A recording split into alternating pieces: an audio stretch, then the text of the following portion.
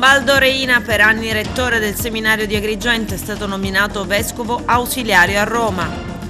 41 bis a carico del presunto boss di Agrigento, Antonino Massimino, arrestato nel 2019 nell'inchiesta Kerkent.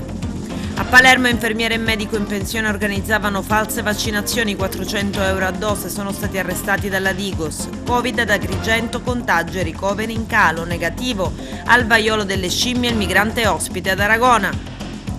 È stato il comandante della polizia di Cammerata fuori servizio a intervenire quando una donna minacciava i passanti con un martello in mano. Fidapa su astrofisica e archeologia, Panatron su fair play, Lions su integrazione e dispersione scolastica.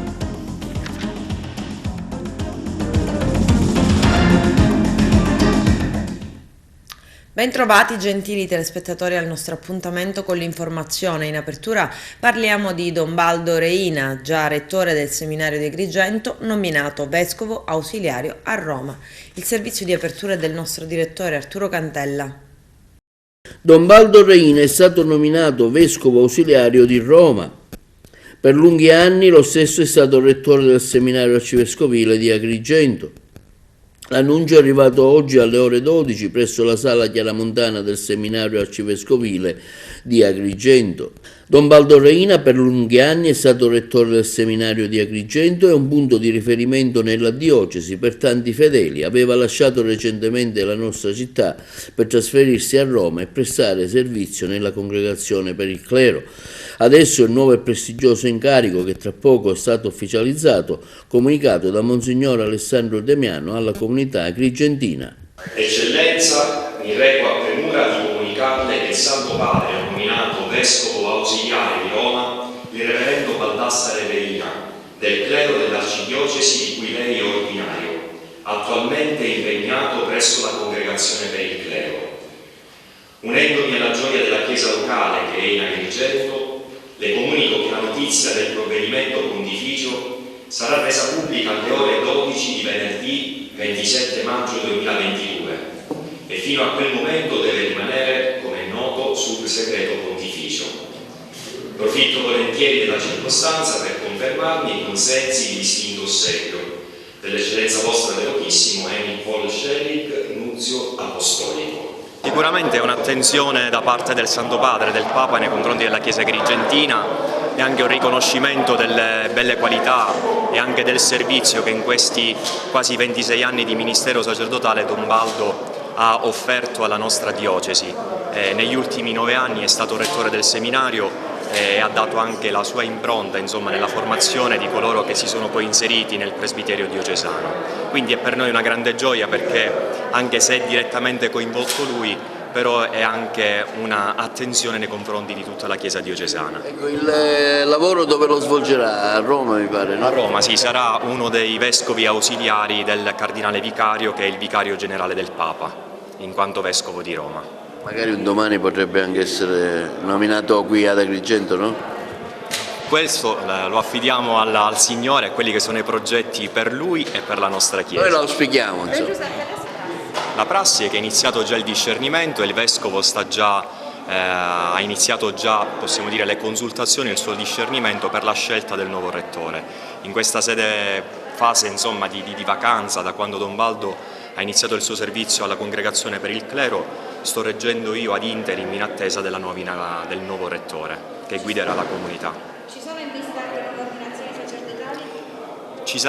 Ci sarà l'ordinazione sacerdotale di 4 diaconi che sono stati ordinati lo scorso 25 febbraio, quindi siamo in attesa della data della loro ordinazione e preghiamo poi che comunque possano veramente nascere nuove vocazioni, perché abbiamo bisogno di giovani che con coraggio, con slancio, con entusiasmo sappiano annunciare il Vangelo nella nostra bella Chiesa agrigentina.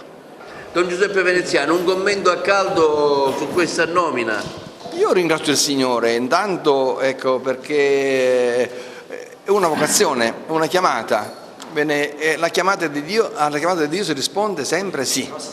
Ogni sì prepara un altro sì. Bene, e quindi questo è gratitudine al Signore, prima di tutto della nostra Chiesa, al di là della persona, poi prima di tutto è il Signore che chiama, Lui che prende l'iniziativa, si serve di però è lui che a un certo punto sigilla col sigillo dello Spirito. Sono contento perché io ho affidato a Don Baldo alla Regina degli Apostoli, perché proprio oggi, vedi caso, 27, inizia la novena in preparazione al Pentecoste, e quindi stanotte addirittura faremo un'altra notte di adorazione, ma non era previsto questo, cioè al di là di questo, per le vocazioni, per le famiglie. Quindi ci auguriamo che questa notte sia una notte di grande grazia, di grande abbondanza di favori celesti. Quindi auguri a Don Baldo, e auguri alla nostra Chiesa. Incidente sul lavoro mortale a Messina, dove un uomo è morto dopo essere caduto da un'impalcatura. La vittima è Salvatore Marchetta, 50 anni, deceduto dopo un disperato intervento chirurgico all'ospedale Papardo. Secondo le prime indicazioni ad opera della polizia, Marchetta ha perso l'equilibrio durante il montaggio di un infisso in un'abitazione al secondo piano di una palazzina. Sul posto è intervenuta un'ambulanza che lo ha trasferito al pronto soccorso del Papardo. Salvatore Marchetta, molto conosciuto in città, svolgeva l'attività di steward allo stadio. Il 24 luglio del 2019 il ministro della giustizia dell'epoca, Alfonso Bonafede, ha firmato il decreto di applicazione del regime del carcere duro secondo l'articolo 41 bis a carico del presunto boss di Agrigento Antonino Massimino, 53 anni, arrestato il 4 marzo del 2019 dai carabinieri nell'ambito dell'inchiesta antimafia cosiddetta Kerkent, già condannato in primo grado a 20 anni di reclusione. Secondo il ministro, che si è avvalso di alcune relazioni della direzione distrettuale antimafia di Palermo, vi sono elementi investigativi dai quali desumere che Massimino possa ancora mantenere contatti con l'esterno e impartire ordini dal carcere. Antonino Massimino attualmente è detenuto nel carcere di Terni in Umbria. Ebbene, adesso il Tribunale di Sorveglianza di Roma ha confermato la detenzione al 41 bis, sostenendo che Massimino con un regime detentivo ordinario potrebbe riprendere i contatti con l'esterno in una preoccupante situazione di fibrillazione esterna. A Palermo infermiera e medico in pensione organizzavano false vaccinazioni, 400 euro per una finta dose. Sono stati arrestati dalla Digos. È l'ultimo atto dell'inchiesta che ha già bloccato 2 sanitari in servizio all'hub vaccinale della fiera, coinvolto anche il leader dei Novax siciliano Filippo Accetta. Scoperti 8 casi. Il servizio è l'intervista a Rosario Iacobucci, referente dell'hub Fiera Mediterraneo. Vediamo. In cambio di mazzette avrebbero messo in contatto l'infermiera, finita in arresto per il caso dei falsi vaccini anti-Covid in fiera con gli utenti Novax. Per questo Francesca Di Cesare, segretaria di uno studio di medicina di base del capoluogo, e Salvatore Pepe, medico in pensione, sono stati arrestati ad eseguire la misura dei domiciliari nella notte su delega della Procura La Digos della Questura di Palermo. Gli arrestati dovranno rispondere di corruzione, falso ideologico e peculato. Sono accusati, spiegano, dalla Questura di aver fatto da mediatori nell'ambito di accordi corruttivi finalizzati alle false vaccinazioni anti-Covid riguardanti diversi soggetti, per i quali nei mesi scorsi sono stati fermati e poi sottoposti a misure custodiali una infermiera addetta al citato hub e 2 commercianti, uno dei quali con il ruolo di vertice nell'ambito del locale movimento Novax. Questa attività, che avrebbe permesso di fare incontrare domanda ed offerta, avrebbe riguardato anche altri soggetti, tra i quali un pregiudicato. L'indagine, corroborata da intercettazioni telefoniche, video ambientali, dall'analisi dei telefoni cellulari sequestrati ad alcuni indagati, da elementi dichiarativi e da attività di osservazione svolta da personale dipendente, avrebbero fatto emergere chiaramente il ruolo della segretaria del medico in pensione, veri ideatori dell'accordo corruttivo. Istigavano, spiegano ancora, dalla questura l'infermiera a simulare le vaccinazioni e dunque a percepire i relativi compensi, fino a 400 euro per ciascuna falsa vaccinazione, che poi dividevano con la prima. Nel commettere la condotta, la segretaria si sarebbe avvantaggiata della sua posizione lavorativa È stato infatti documentato che la donna, in tale veste, avrebbe disinvoltamente redatto anche una certificazione medica falsa in favore di un dipendente pubblico. L'attività investigativa nei mesi scorsi ha anche condotto all'esecuzione su delega della Procura di Palermo di 2 misure domiciliari emesse dal GIP di Palermo nei confronti di una ulteriore infermiera ritenuta responsabile di ben 49 false vaccinazioni anti-Covid-19. Ci auguriamo che questo possa essere l'ultimo tassello di questa sconcertante vicenda. È chiaro che resta l'amaro in bocca, soprattutto perché ancora una volta sembra essere interessato un operatore sanitario, e questo per noi purtroppo è un motivo di dispiacere. Probabilmente il collega non ha partecipato con grande orgoglio alla campagna vaccinale che ha permesso di arginare questa pandemia. Restano soltanto 2 fatti positivi. Uno è che il contesto è ancora limitato a poche decine di vaccinazioni rispetto alle 850.000 dosi somministrate qui alla Fiera del Mediterraneo, e il secondo fatto è che noi, la struttura commissariale, è completamente estranea ai fatti ed ha collaborato sin dal primo momento alle indagini. Voi pensate che ci possa essere ancora un prosieguo? Noi ci auguriamo di no, speriamo che possa essere terminata qui questa faccenda, credo che sia sufficiente e credo che i cittadini abbiano sofferto abbastanza in questi anni di pandemia, quindi ci auguriamo che possa essere finita qui. Report sul Covid con il commissario dell'ASP di Agrigento Mario Zappia. I degenti sono in calo, 6 al San Giovanni di Dio di Agrigento, 12 a Ribera, in declino anche il numero dei positivi. Vediamo. L'ultimo appuntamento di maggio, il 27 maggio, per quanto riguarda la situazione epidemiologica del Covid nella nostra provincia. Continuo a darvela per completezza, però vi dico subito che la situazione è sostanzialmente sovrapponibile a quella delle altre settimane, se non per aggiornamenti che comunque vanno in tendenza come è successo nelle settimane scorse. Per fortuna i degenti stanno diminuendo. Ad Agrigento ne abbiamo solo 6 e, come ricorderete, vanno all'esaurimento per riaprire il reparto di medicina per i pazienti no Covid, quindi ritengo che la settimana prossima potremo finalmente riaprire il reparto di medicina di Agrigento, ma anche Ribera abbiamo 8 pazienti in medicina e 4 in terapia intensiva. Anche qua la situazione, diciamo, che ha allentato un po' la morsa, così come si stanno riducendo il numero di positivi che sono giornalmente rilevati da noi. Sono 200, abbiamo visto numeri anche a 4 cifre, 600, 500, 400, stanno scendendo, e anche il numero di soggetti assistiti a domicilio ha avuto una bella riduzione, perché siamo intorno ai 2005, ricordate eravamo 8.000 3 settimane fa. Quindi sostanzialmente noi la curva epidemiologica è in una fase di lento ma costante declino, quindi ci può solo confortare. Non vi dico nulla per quanto riguarda i vaccini, vi dico il numero è sempre intorno a poche centinaia, siamo a 689 vaccini somministrati in una settimana. La terza dose e la quarta dose sono numeri ovviamente risibili, 194 e 403 di quarta dose. Vi ribadisco che per avere la protezione completa, che ha fatto sì che chiunque di noi abbia preso il Covid non abbia manifestato altro che sintomi simili influenzali, è necessaria la copertura totale. E allora su questo noi abbiamo ben poco da aggiungere, perché sappiamo già tutto, è inutile ripeterci.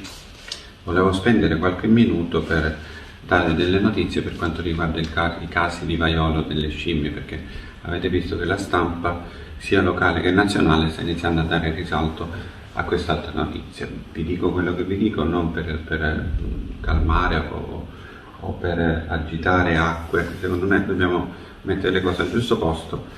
Abbiamo 8 casi rilevati in Italia, di cui 2 nella provincia di Agrigento, e sono migranti che sono stati trasferiti nei nostri centri di accoglienza.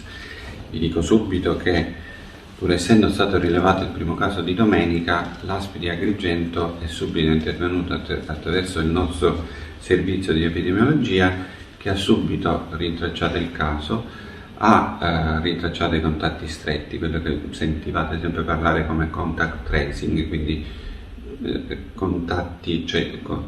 tracci i contatti stretti. Erano le 80 persone che vivevano nel centro, sono state isolate, prudentemente isolate per 21 giorni. perché considerati tutti contatti stretti. Dopodiché si va indietro per vedere eventuali altri contatti, e per fare questo ovviamente noi abbiamo bisogno del supporto di un'altra ASP, che è quella di Palermo, ma soprattutto dobbiamo dire alla popolazione che ci ascolta che la nostra prefettura, ovviamente informata tempestivamente dal nostro Dipartimento Prevenzione, si è attivata da subito e ha fatto la cabina di regia, Sua Eccellenza il Prefetto assieme ai comandanti e alle forze dell'ordine della nostra provincia, ha fatto da cabina di regia anche per quanto riguarda l'ASP di Palermo. Quindi abbiamo fatto un lavoro congiunto ASP di Agrigento e ASP di Palermo per fare questo lavoro di tracciamento e il lavoro di sorveglianza sanitaria, perché questi vengono tenuti sotto sorveglianza, perché i contatti che sono stati a contatto, scusate la ripetizione, con il paziente che ha già manifestato la malattia, è necessario che vengano monitorati, quindi la sorveglianza sanitaria, per verificare se presentano sintomi e se le vescicole iniziano a venire fuori. Tutto questo ve lo racconto perché non vorrei che anche su questo si amplificasse un'altra paura, altre cose che noi non dobbiamo né sottovalutare né amplificare. Vi dico le cose come stanno, perché questa è la situazione in cui l'ASP, ma anche quella di Palermo, quindi le ASP interessate, e la Sua Eccellenza il Prefetto, la Prefettura e le Forze dell'Ordine sono già prontamente intervenute per fare in modo che vengano messe in campo tutte le misure per garantire la salute pubblica. Queste misure alla fine, se vi ricordate, ma adesso siamo tutti diventati bravi, sono quelle che andavano bene anche per il Covid. Quindi per ancora di più, per quanto riguarda il vaiolo delle scimmie, che si trasmette attraverso contatti sessuali o mucose, e quindi biancheria, tovaglie, lenzuoli, quindi ci vuole un contatto stretto, non molto più difficilmente con via aerea, ma i contatti devono essere ravvicinati, quindi basta molto più che per il Covid utilizzare i guanti per chi ha rapporti di lavoro anche con questi, pensiamo alle forze dell'ordine o ai sanitari, la mascherina ed eventualmente nella parte sanitaria anche i camici monouso che vanno buttati. Quindi quelle misure di prevenzione di cui un po' ci siamo stancati, ma non dobbiamo mai abbandonare, sono sufficienti per proteggerci da quest'altra nuova infezione che pare stiamo contrastando, ma abbiamo già una palestra fatta nei 2 anni precedenti. Non vorrei che qua si enfatizzasse, non è ancora un'epidemia e noi speriamo che non lo diventi per nulla. A proposito, non è un'epidemia, guardando un po' i dati internazionali, abbiamo 268 casi nel mondo accertati, che diventano 348 con i sospetti e i probabili, di cui 8 in Italia, 8 negli Stati Uniti. Purtroppo il record ce l'ha l'Inghilterra, ma tutto il sistema sanitario mondiale si è attrezzato sulla scorta dell'esperienza recentissima per fronteggiare questa nuova infezione che pare si stia affacciando in un mondo che è globalizzato, in un mondo che però adesso che è un po' più preparato. Non sprechiamo le risorse e le conquiste che avevamo fatto. I nostri bambini che facevano le vaccinazioni continuiamo a farle, perché abbiamo raggiunto un buon grado di protezione per tutte le malattie sante madre. È risultato negativo al vaiolo delle scimmie un migrante di origine marocchina, già ospite di un centro di accoglienza ad Aragona, così conferma l'Istituto Nazionale per le Malattie Infettive Lazzaro Spallanzani di Roma. L'esperto Alessandro Caltagirone spiega: vi sono diverse patologie di origine infettiva che possono determinare una reazione cutanea simile a quella che abbiamo riscontrato in questi pazienti. È nostro interesse fare il possibile affinché siano diffuse informazioni corrette e verificate, ed è per questa ragione che siamo a disposizione per fornire tutte le notizie utili per verificare le informazioni che possono circolare. In atto non c'è alcun allarme legato al vaiolo della scimmia ed è interesse di tutti noi non alimentare preoccupazioni e allarmismi ingiustificati nella popolazione. Una donna minacciava i passanti con un martello, un fatto di cronaca che vi abbiamo raccontato ieri. Oggi Eugenio Carone ci spiega come sono andati realmente i fatti. Vediamo. Libero dal servizio si trovava nel vicino comune di San Giovanni Gemini a bordo della propria auto quando, all'altezza della chiesa di Santa Lucia, notava una donna che, armata di martello, minacciava i passanti. Una scena che non lo ha lasciato indifferente. Parliamo dell'ispettore Massimo Lompino, comandante della polizia locale di Cammarata, il quale senza esitare ha inseguito la donna lungo il corso principale di San Giovanni Gemini. Aiutato da alcuni cittadini, l'ispettore è riuscito a bloccare la donna che a quanto pare soffre di problemi psichici e per questo già nota alle forze dell'ordine. Sul posto sono giunti i carabinieri della compagnia di Cammarata, mentre, informata dallo stesso Lompino, la collega comandante della polizia locale di San Giovanni Gemini, Concetta Barsalona Narcisi, procedeva ad attivare le procedure e disporre il trasferimento della donna in ospedale con una ambulanza del 118. Quello che abbiamo raccontato sembra un semplice fatto di cronaca, uno dei tanti di cui la stampa è chiamata ad occuparsi, ma stavolta c'è qualcosa da aggiungere o da aggiustare, perché all'ispettore Massimo Lompino non è andata giù la dinamica riportata. Praticamente del suo gesto a salvaguardia dei cittadini non è emerso neppure un rigo, totalmente ignorato. E la dichiarazione resa dall'interessato presso la caserma dei Carabinieri chiarisce perfettamente come sono andate in realtà le cose. Adesso la domanda è una sola. Per Massimo Lompino arriverà un encomio per il suo gesto che intanto arreca prestigio al corpo della polizia locale di cui è il comandante e soprattutto al comune di Cammarata. Certo è una vicenda da seguire. I carabinieri della compagnia di Cammarata hanno denunciato un disoccupato di 32 anni di San Giovanni Gemiti per indebita percezione di erogazioni finanziarie a danno dello Stato. Lui, nonostante fosse sottoposto alla detenzione domiciliare, ha continuato ad incassare il reddito di cittadinanza e intascato con esattezza 6.982 euro. Negli ultimi anni nell'Agrigentino sono stati oltre 100 i furbetti del reddito di cittadinanza scovati e denunciati dai carabinieri. La maggior parte sono lavoratori in nero, ma anche condannati o arrestati anche per mafia. Ha suscitato tensione al momento e soprattutto stupore quel che è accaduto ieri in prefettura a Trapani durante i lavori della commissione parlamentare antimafia presieduta da Nicola Morra, un massone spia con il telefono fuori dalla porta alle audizioni e viene allontanato. C'è il servizio. I massoni non sono più quelli di una volta, una frase che potrebbe far ridere o storcere il naso, eppure eccetto in quel di Castelvetrano Terra, che ci ha abituati ad una massoneria prorompente ed affaristica, vedi Artemisia, indagine che ha coinvolto a suo tempo 18 persone, tutte di spicco, tra cui lo Sciuto e l'ex sindaco Felice Errante e così via.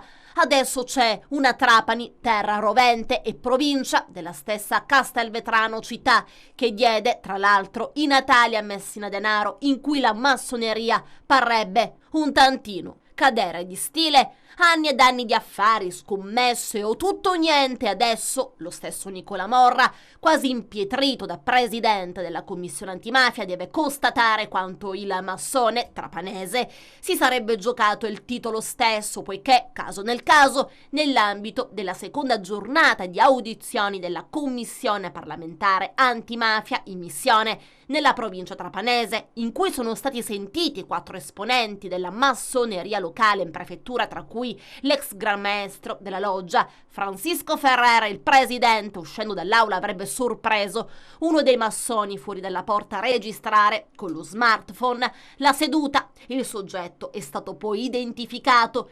Non aveva titolo di essere là, ha detto Morra. Per il presidente della commissione antimafia in provincia di Trapani c'è un problema di giustizia e probabilmente anche grave. Il presidente del tribunale, Andrea Genna, ci ha rappresentato una situazione numericamente imbarazzante, dice. Perciò, se la magistratura non riesce a stare dietro alla mole di lavoro, è ovvio che la criminalità organizzata ne trae vantaggio, riferendosi poi al boss Messina Denaro, da 30 anni ormai latitante. Il presidente della commissione antimafia ha osservato: dobbiamo domandarci se è stato fatto tutto o se ci sia difetto di volontà o di intelligenza. Secondo Morra, tuttavia, dalle audizioni e dall'atteggiamento delle persone ascoltate sono emersi elementi nuovi. Le audizioni, che sono riprese dopo la breve interruzione dei rappresentanti provinciali delle associazioni massoniche, vengono svolte nell'ambito di un comitato ad hoc diretto dalla senatrice Margherita Corrado, che ha lo specifico mandato di lavorare su queste aderenze, su queste relazioni opache ed oggi più che mai subdole. L'argomento ieri è stato al centro anche delle audizioni del PM della Procura di Trapani in merito all'indagine proprio denominata Artemisia. Ma qui il punto è un altro, ossia che un massone clandestino viene beccato praticamente ad origliare la commissione parlamentare antimafia in missione proprio a Trapani, come fosse un ladruncolo di caramelle, insomma. Un episodio che ha allarmato l'antimafia, riaccendendo i sospetti sui rapporti perversi tra i frequentatori dei templi massonici e la stessa mafia locale. L'uomo è stato bloccato da uno degli ufficiali di collegamento della Guardia di Finanza, cui ha riferito d'essere stato in procinto di fare una telefonata, salvo poi cambiare la versione. Non stavo registrando, avrebbe ammesso, compilavo una ricetta medica. Da qui la richiesta di intervento rivolta alla Digos, che lo ha identificato, e si tratta di Salvatore Monteleone, medico, neomaestro venerabile della loggia Francisco Ferrer, la più blasonata di Castelvetrano.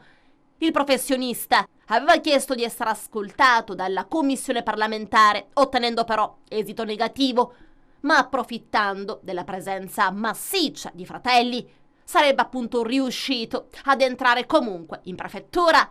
La loggia è la stessa a cui è stato gran oratore il professore Antonio Vaccarino, morto di recente, che ha intrattenuto una corrispondenza riservata con il latitante Messina Denaro. Nello specifico, durante le audizioni dell'antimafia si stava trattando una vicenda raccontata dalla trasmissione televisiva Report, in onda nel 2017, il ruolo di un medico castelvetranese, tale Claudio Germilli, affiliato alla medesima loggia Francisco Ferrer, che in passato era stato in affari con Giovanni Risalvato, uno dei favoreggiatori di Messina Denaro, condannato a 14 anni di carcere.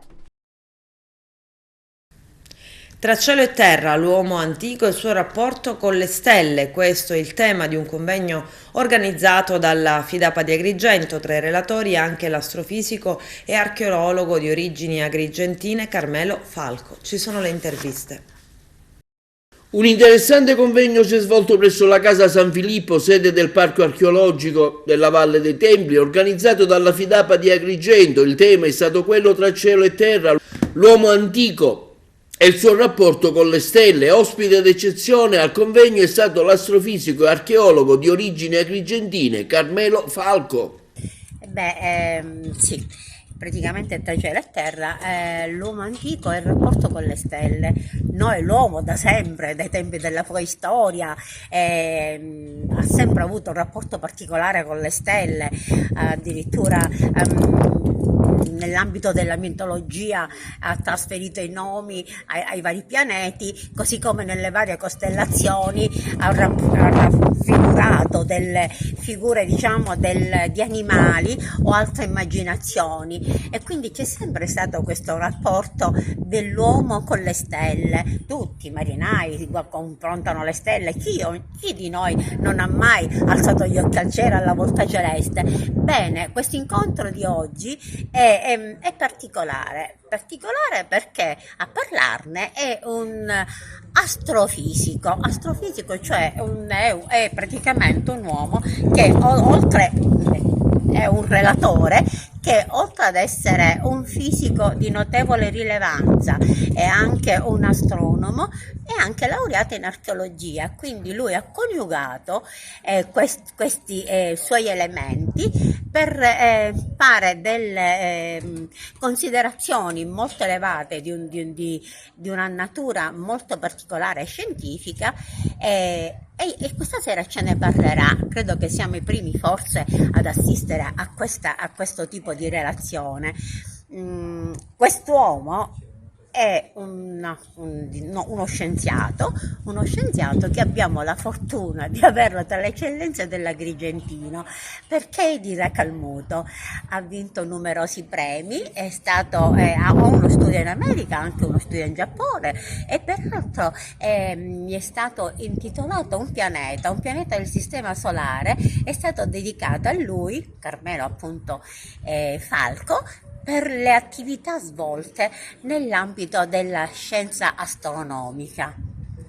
Allora, la FIDAPA tra le priorità strategiche ha anche la cultura e quindi anche l'accrescimento delle socie dal punto di vista culturale e conoscitivo. Quando Carmelina mi ha detto di questo convegno ho accettato immediatamente di buon grado, perché l'argomento che tratteremo oggi, che è la relazione degli antichi popoli con le costellazioni, con le stelle, lo trovo di fondamentale importanza anche per conoscere le nostre origini, per conoscere il nostro passato. So che il relatore di oggi, il professore Carmelo Falco, è conosciuto a livello internazionale, addirittura gli è stata intitolata una stella che lui ha scoperto, un pianeta che lui ha scoperto, per cui ecco, ritengo che l'incontro di oggi pomeriggio sia un momento di accrescimento culturale importante per tutte le nostre socie. Grazie innanzitutto per l'opportunità di poter parlare di un argomento così importante. In realtà il rapporto dell'uomo antico con il cielo era un rapporto ancora più profondo dal punto di vista esistenziale di quello che abbiamo oggi. Oggi con l'illuminazione artificiale non vediamo più il cielo come lo vedevano gli antichi che lo vedevano molto bene, quindi diciamo un cielo sfavillante nella moltitudine di stelle nella sua Via Lattea, un cielo che veniva avvertito con grosso timore in quanto visto come realtà ultraterrena e quindi sacra. Oggi in questo incontro sarà mia premura rendere l'uditorio un po' più cosciente di questo straordinario rapporto che vigeva tra l'uomo antico e la realtà del cielo stellato e il cielo notturno. Adesso c'è la pubblicità, a tra poco vi aspetto. Progetto Kairos, il Lions Club all'Istituto Brunelleschi di Agrigento per parlare di integrazione sociale e dispersione scolastica. Vediamo. Oggi 27 maggio presso l'Aula Magna del Brunelleschi, oggi sezione dell'Istituto Gallo, il Lions Club Agrigento Valle dei Templi ha avuto ancora una volta il privilegio, mi piace definirlo così, di condividere un momento importante con i ragazzi che hanno lavorato al progetto Kairos, un progetto nazionale che va avanti da qualche anno e che in maniera veramente eccellente porta avanti la valorizzazione dell'opera della scuola nella formazione dei ragazzi, nel superamento delle diversità, nel superamento dei pregiudizi, nel superamento di quelle difficoltà che possono provenire dall'inserimento, dall'integrazione, dall'inclusione sociale che comunque deve essere un diritto di tutti. Alla presenza ovviamente di grandi personalità come il nostro governatore Cirillo, come Franco Cirillo, come il secondo vicegovernatore Paolo Valenti, la nostra referente nazionale Emanuela Candia, il nostro delegato Mario Palmiciano che è intervenuto con un messaggio, alla presenza anche della nostra Mariella Antinoro, componente appunto di questo progetto. Per questo progetto abbiamo portato avanti con i ragazzi una serie di attività sono state coinvolte 3 classi del Brunelleschi che opportunamente guidati hanno realizzato dei prodotti straordinari, un cortometraggio, hanno realizzato anche delle relazioni veramente eccezionali che hanno permesso comunque di pensare speciale per cogliere la diversità, la ricchezza nelle differenze. È lo slogan di questo progetto Kairos, integrazione al contrario, che il distretto 108YB Sicilia e soprattutto il nostro governatore Francesco Cirillo ha voluto fortemente far entrare nelle scuole per portare i ragazzi alla riflessione, i giovani che sono il nostro futuro, per far riflettere sui punti di forza e di debolezza di quei soggetti che hanno uno standard di normalità diverso, e quindi questo progetto fornisce tutti quegli strumenti che servono a ricondurre, a riportare tutti gli uomini alla dignità umana. Questo progetto è entrato nelle scuole della nostra Sicilia e ha avuto grande successo anche nella nostra provincia, grazie alla collaborazione del referente nazionale Emanuela Candia, che ci ha dato delle direttive, dei nostri governatori di tutto il distretto e naturalmente dei referenti delle scuole, dei dirigenti scolastici che hanno capito e hanno. Il fair play riparte dalla scuola, convegno organizzato dal Panathlon di Agrigento. Arturo Cantella. Gerlando Amato, presidente del Panathlon di Agrigento. Oggi la conclusione di un anno di intensa attività che il Panathlon ha fatto come disseminazione informativa nelle scuole della provincia, i riconoscimenti, insomma un momento importante. Quali sono i valori che il Panathlon ha profuso durante l'anno scolastico nei vari istituti? E sono quelle che il Panathlon professa, che sono l'etica sportiva e il fair play. Il fair play è da manifestare a tutti i livelli, non solo in ambito sportivo ma anche nel corso dei rapporti sociali. Abbiamo avuto la soddisfazione di incontrare quasi 3.000 alunni che hanno recepito questi valori e di questo ne siamo contenti.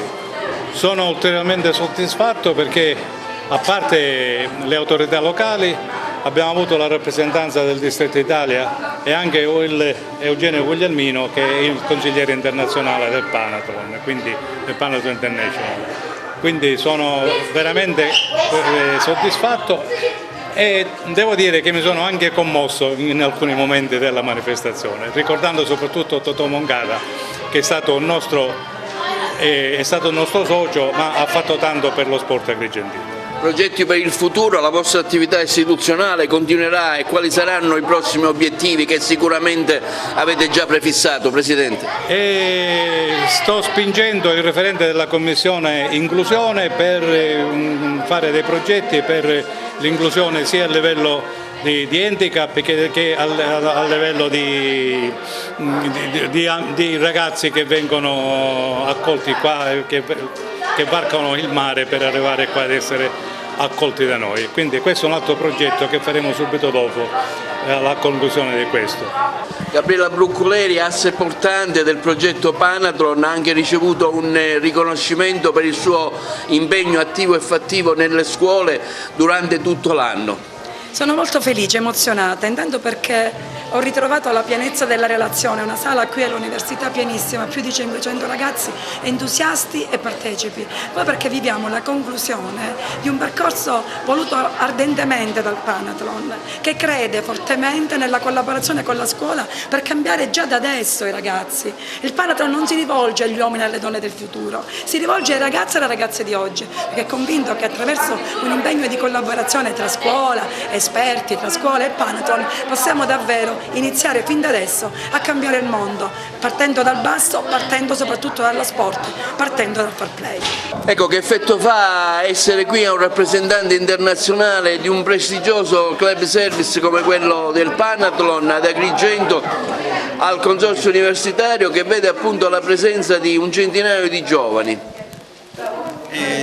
Il contenitore parla da sé, ma quello che è più importante è il contenuto. Questi giovani che hanno attraverso la passione, le loro il loro esercizio portato avanti, i principi del fair play, onora sicuramente quelli che sono i nostri ideali panatletici. Tra i nostri ideali c'è far prevalere l'etica dello sport, ma anche il gesto del fair play nella quotidianità. Come ho già detto prima e mi piace ripeterlo, ogni ragazzo dovrebbe adottare un gesto per il fair play, dovrebbe pensare di fare qualcosa per qualcuno, che potrebbe soltanto essere aiutare un compagno a scuola, oppure magari far includere qualcuno che ha problemi di inclusione in un gruppo, far sì di stare assieme, o ancora volare un po' più alto, vedere se c'è qualche amico, compagno con disabilità e accompagnarlo a fare una visita in un museo, a fare una visita a una mostra, al cinema, a teatro. Questo è un gesto di fair play, ognuno adotti un gesto di fair play. Si è concluso il progetto Erasmus Plus, un'iniziativa con al centro l'Istituto Cangiamila di Palma di Montechiaro. Il nostro direttore Arturo Cantella. Una cerimonia finale si è svolta presso la sede dell'Istituto Cangiamila di Palma di Montechiaro, diretto dal dirigente scolastico Eugenio Dorsi, dal progetto Erasmus Plus, dal titolo Improving Digital Proficiency, che ha visto coinvolti nella città del Gattopardo 4 scuole provenienti da istituti scolastici del Portogallo, Slovacchia, Romania e Turchia. La manifestazione ha visto l'esibizione con una performance delle orchestre musicali della scuola, quindi la consegna delle targhe in ricordo della partecipazione all'evento e dei certificati di attestazione e di adesione al corso.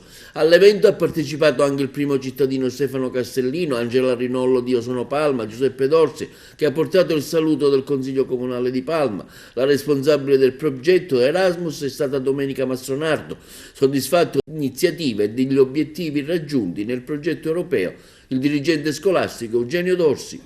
Si conclude praticamente un progetto che dura dal 2019, di cui siamo stati non solo protagonisti attivi, ma anche e soprattutto siamo stati molto vicini a tutte le attività che hanno consentito a un nutrito numero di studenti di interscambiare le loro esperienze, le loro conoscenze, creando quell'attività di inclusione e socializzazione che permettono alla scuola e ai giovani di crescere e di promuovere le loro interiorità e i loro valori. Consegneremo dei ricordi a tutte le autorità che sono presenti, dopodiché sabato partiremo per la Turchia, perché inizia un altro Erasmus che va a concludersi nella terra musulmana. E quella però appartiene a un altro progetto di cui il referente è il professore Maurizio Vaccaro, vero e ottimo collaboratore insieme a Domenica Mastronardo di tutte queste attività che si sono intraprese. L'Istituto Cangiamila, guidato in maniera eccellente dal Presidente Dorsi, ma tutto lo staff del corpo docenti, l'istituto in tutte le sue molteplici figure non finisce mai di stupirci. Oggi è stato un momento toccante, emozionante, di forte connotato europeo, con una ricerca di unione e di pace che forse sarebbe importante proiettare in tutto il mondo per capire che l'Europa, i popoli vogliono la pace e vogliono l'unione. Palma da questo punto di vista ha messo il proprio sassolino. Poi ambasciatore di Palma, lei ha portato questo esempio.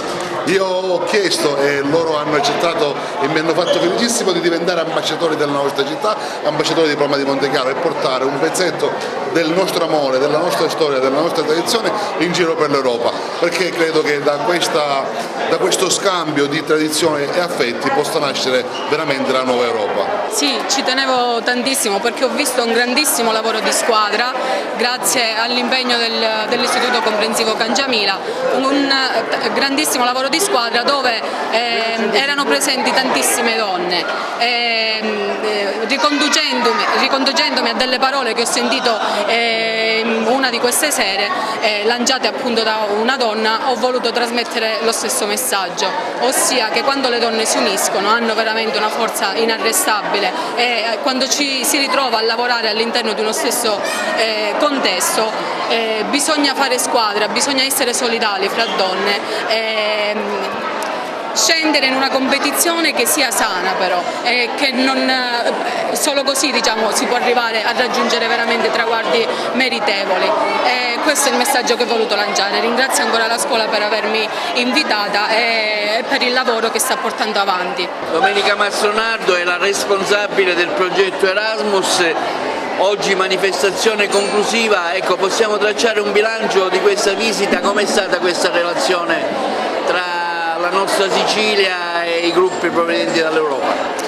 Ma fondamentalmente il bilancio non può che essere positivo. In solo 4 giorni di soggiorno presso la nostra isola, in particolare nella provincia di Agrigento, abbiamo dato modo di vedere i posti più rappresentativi, ecco, della nostra terra, a partire da Palma di Montechiaro, Agrigento, Scala dei Turchi, per poi anche dare una prova di quelli che sono i piatti tipici.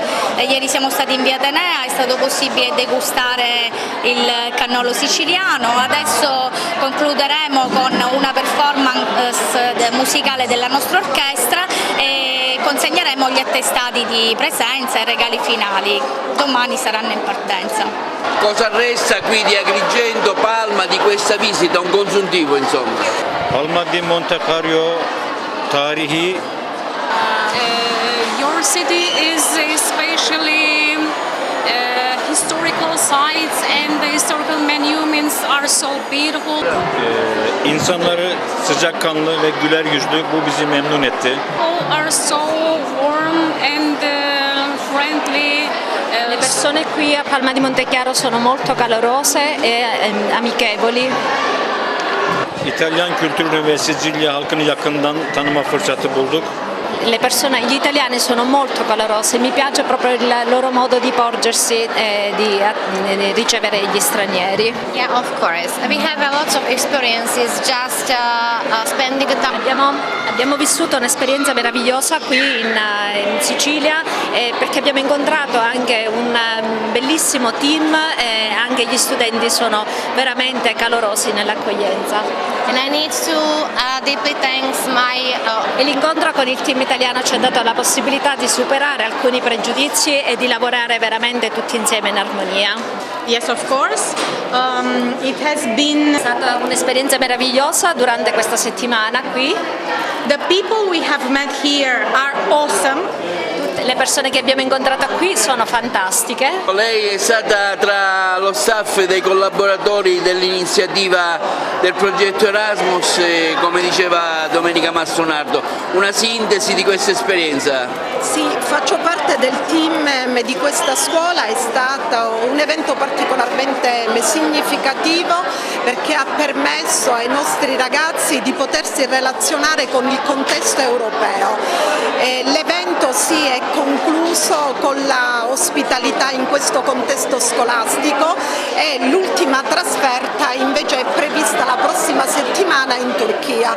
È stato un evento particolarmente impegnativo, l'ospitalità è stata curata nei minimi particolari, non solo quindi all'interno della scuola, ma hanno avuto anche la possibilità di vedere il nostro contesto storico-culturale, quindi non solo limitata al contesto di Palma ma anche al contesto limitrofe. Sono fiera di questo successo umano, un successo della nostra scuola, del nostro territorio, nella nostra regione e nel mondo intero. E finalmente le abilità e le conoscenze diventano spendibili, delle competenze reali. Pensiamo che questa modernità liquida di cui parla Bauman sia priva di senso e di valore, e invece è qui che le competenze europee diventano veramente, si costruiscono dalle multilinguistiche all'espressione culturale. È una cosa molto importante, inoltre, che intendo sottolineare, che queste esperienze di confronto cementano anche la nostra identità, perché un uomo che sa chi è, sa dove andare e sa accogliere e sa essere accolto. Si ricorderà in una occasione la signora Maria Fanara, un evento sicuramente importante che voi state organizzando. La professoressa Maria Fanara è stata davvero un'apostola della gioventù, perché quando insegnava al liceo classico Empedocle di Agrigento spese la sua vita a favore dei giovani, non perché era una validissima docente, ma perché riuscì a coniugare questo impegno culturale, formativo verso i giovani a 360 gradi, tanto che lei mise su un movimento, il cosiddetto MAS, con cui seguiva i giovani fuori l'ambito scolastico. Così Maria Fanara, nei periodi difficili degli anni dei cambiamenti culturali, seppe di capire la gioventù, di dialogare con i giovani, capire le loro istanze, le loro motivazioni e dare una proposta culturale integrale. Maria Fanara fu anche una donna innamorata della Madonna e per questo in questo mese di maggio noi la vogliamo ricordare, perché la professoressa Maria Fanara sempre fu in prima fila ad organizzare pellegrinaggi in tutti i luoghi mariani, portando persone affinché queste persone vicine o lontane dalla fede potessero scoprire la fede, la devozione verso la Madonna e affidare alla Madonna i loro problemi esistenziali. Ecco, ricordiamo dove si svolgerà l'evento per chi vuole essere presente. Sì, sarà ricordata durante una celebrazione nella parrocchia San Michele all'Abbadiola, oggi venerdì 27 maggio, alle ore 18. Santo Stefano di Camastra rende omaggio al poeta Pasolini nel centenario della sua nascita. C'è il servizio. Un'iniziativa di carattere culturale si è tenuta nella sala museo del liceo artistico regionale Ciro Michele Esposito di Santo Stefano di Camastra per rendere omaggio al grande poeta Pierpaolo Pasolini nel centenario dalla sua nascita. L'evento ha avuto la supervisione del dirigente scolastico Calogero Antoci ed è stato coordinato dall'insegnante di lettere Anna Pedalà, che ha avuto la collaborazione da parte del corpo docente. Abbiamo voluto dedicare il nostro evento a Pierpaolo Pasolini intanto perché è uno dei più importanti poeti del Novecento e anche perché quest'anno ricorre il centenario dalla nascita. L'evento dedicato a Pasolini segue quello dedicato a Dante Alighieri in occasione del Dante Dì. Entrambi gli eventi sono stati accolti con entusiasmo dagli allievi e si sono mostrati molto interessati sia al padre della lingua italiana che a uno dei più importanti poeti del Novecento. Pasolini è stato un artista eclettico che è riuscito a primeggiare, ad eccellere in diversi campi, in particolare nella poesia, nella letteratura e nella cinematografia. L'asse portante della sua attività sia letteraria che cinematografica è certamente legato alle problematiche del proletariato e in particolare alle degradate periferie delle città. I ragazzi hanno mostrato subito grande interesse ed entusiasmo, hanno accolto quindi positivamente questo evento, questa esperienza. È stata sicuramente un'esperienza valida da ripetere eventualmente anche nei prossimi anni con altri autori, in particolare per il Dante Dì, perché è stata una giornata entusiasmante per i ragazzi ma anche per gli insegnanti. Con questo è tutto, termina qui l'edizione del telegiornale. Grazie per la gentile attenzione e per essere stati con noi. A presto.